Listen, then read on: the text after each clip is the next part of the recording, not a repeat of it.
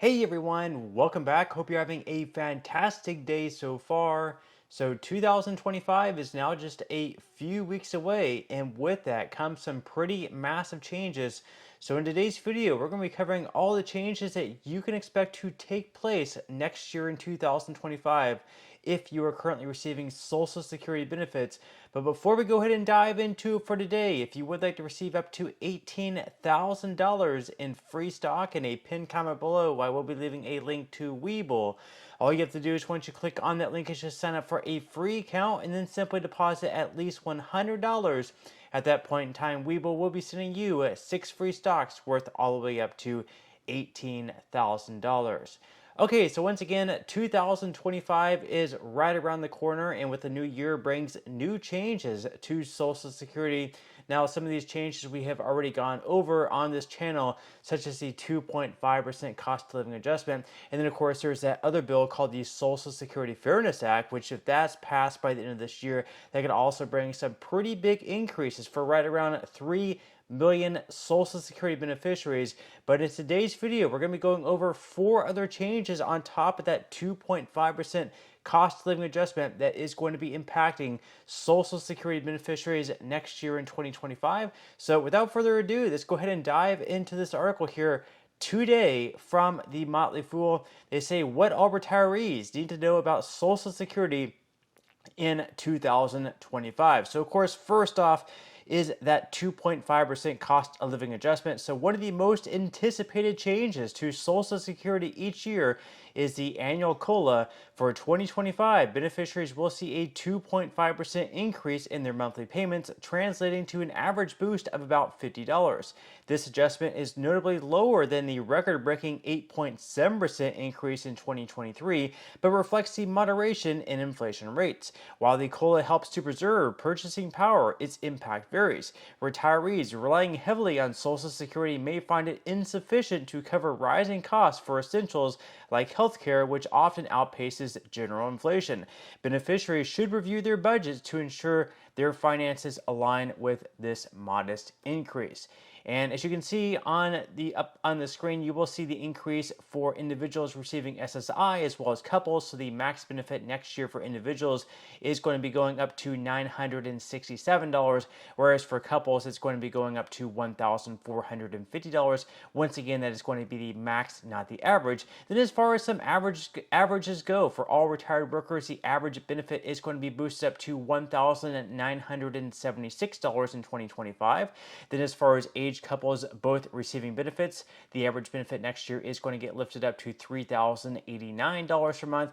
Then as far as all disabled workers go, next year the average benefit is going to get lifted up to $1,580 after the 2.5% adjustment, up from $1,542 this year. Now, as far as the second change coming in 2025 to Social Security, is there's also going to be a change in the full retirement age. So they go on to say that in 2025, Social Security's FRA will rise incrementally, continuing its gradual climb towards age 67 for those born in 1960 or later. Workers born in the last 8 months of 1958 will reach FRA at 66 and 8 months in 2025, while those born in early 1959 will reach FRA at 66 years and 10 months.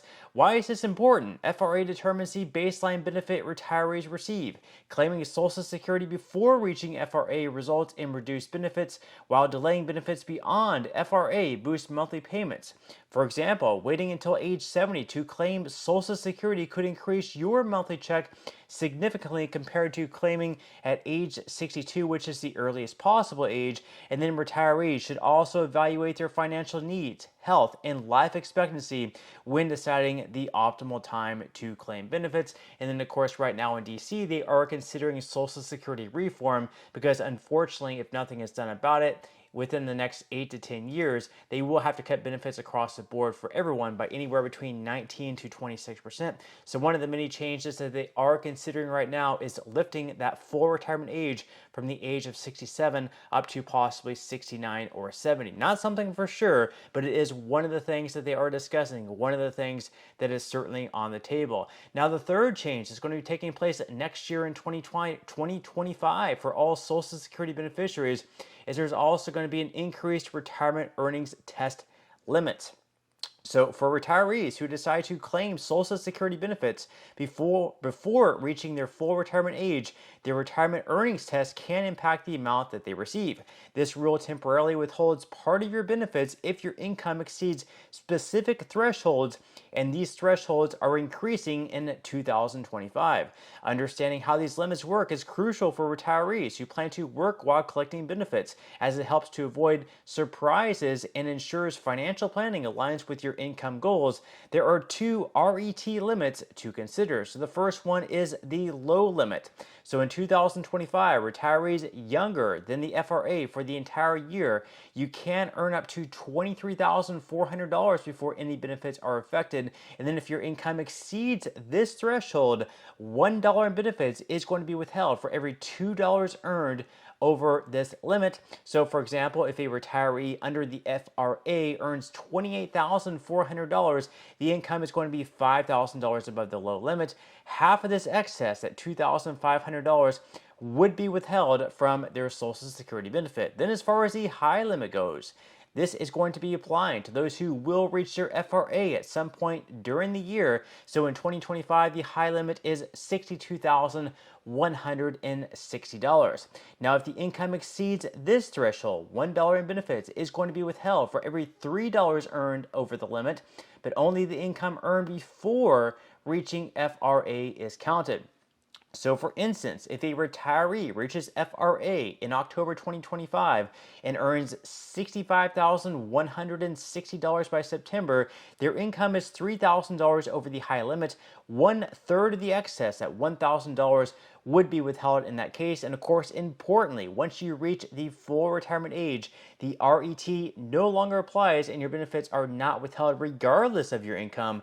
Additionally, this is very important, any benefits withheld due to the RET are not lost permanently. The Social Security Administration gradually credits withheld amounts back to your monthly payments after you reach your FRA, so you will be getting all of that money back. Now, as far as the fourth change coming in 2025 to Social Security, that is going to be rising maximum benefits. So Social Security benefits are tied to a worker's earnings history and the age to begin claiming benefits. In 2025, the maximum monthly benefit will be increasing. So first off, at age 62, the max will be $2,831. At age 65, it will increase to $3,374. Then at 66, the max will be $3,795. It'll be $4,043 at age 67. And then finally, at the max age of 70, it's going to jump all the way up to $5,108. Earning the maximum benefit requires consistently high income over 35 years, so only a small percentage of workers qualify. Still, these figures underscore the financial advantage of delaying benefits until age 70 whenever possible. And of course, once again, very few people actually receive this amount of money, but granted, it's going to be over $5,100 with that 2.5% adjustment. There's also been some talk in Washington perhaps of lowering the max amount just to preserve the Social Security Trust Fund. That's one of the other things being talked about, on top of also increasing the full retirement age. Now, the fifth change coming to Social Security is higher Medicare Part B premiums. So the Medicare Part B premium, which many retirees have deducted from their Social Security checks, are set to increase once again in 2025. The standard monthly premium will rise to $185, up from $174.70 in 2024. Annual deductibles will also climb, reaching $257 in 2025. Now, on top of that, higher income beneficiaries will face steeper premiums due to income-related monthly adjustment amounts. Retirees with significant income spikes, such as from investment gains or required minimum distributions, should explore tax planning strategies to manage potential increases in Medicare costs. So those are the 5 changes that are going to be taking place next year in 2025. Once again, of course, the big one is that 2.5% annual cost of living adjustment. But with that said, that's all we have for today's video, and I will see you in the next one.